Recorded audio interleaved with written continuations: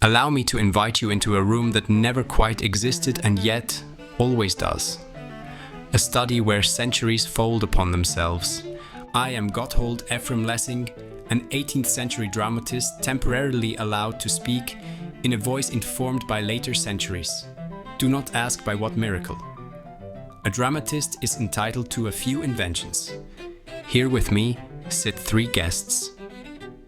A theist, Blaise Pascal, who believes in God and belongs to one of the great religious traditions. An atheist, Baron de Holbach, who does not believe in any God. An agnostic, Denis Diderot, who suspends judgment, considering the question open or undecidable. We gather to reconsider a little story of mine, the parable of the three rings from my play Nathan der Weise. Friends, with your permission, I will recount the parable briefly. Interrupt me whenever a thought demands it. Stories about faith always demand interruption. Begin. And I'll interrupt if reason demands it. I'll interrupt if I can tell which of you is interrupting in the name of truth. Very well.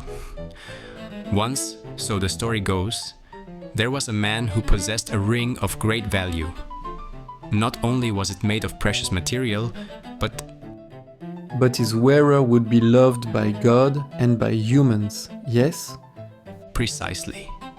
The power of the ring, so it was believed, was to make its bearer beloved by God and by mankind, on one condition, that he believed in its power and lived accordingly. For generations the ring passed from father to son, always to the one son the father loved most.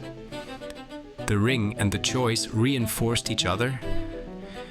You are my dearest, therefore you inherit the ring. You have the ring, therefore you must be my dearest. At last the ring came into the possession of a father who had three sons, each beloved, none less than the others. Each son believed himself to be the dearest. The classic human problem. Too much love and not enough rings. Just so. Unable to choose, the father went secretly to a jeweler and had two perfect copies made, so perfect that even he could not distinguish the original.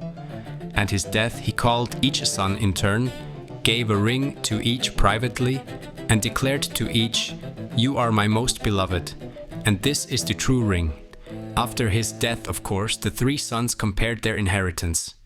Each had a ring, each had a private assurance, each claimed authenticity. They argued, they shouted, and in the end they brought their case before a judge, demanding to know which ring is the original, which of us is truly favored. The rings were indistinguishable. No mark, no inscription, no clue. The judge asked, "You say the true ring has a special power. What is that power?" They replied, "To make its wearer beloved by God and by humans." So the judge examined not the rings, but the brothers.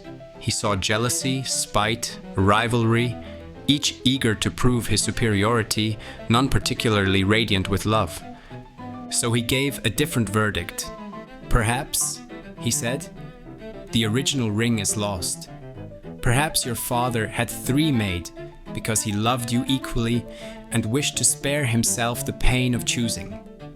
If each of you believes that your ring is the true one, then live so that its promised power becomes real. Compete, not in accusation, but in goodness, kindness, and love. In some distant future, a wiser judge than I may be able to discern which ring, if any, is truly blessed." The trial ends without a final answer. The question is returned to the brothers' lives. So the rings are the religions, Judaism, Christianity, Islam, each claiming to be the uniquely true one. That is the traditional interpretation in my play. And the judge, modest, ironic, unwilling to endorse any, is you. Enlightenment resin saying, "I won't take your word. Show me." You put it more sharply than I dared, but yes, he stands for a reasonableness that cannot decide on purely historical or dogmatic grounds, and therefore turns to ethical fruits.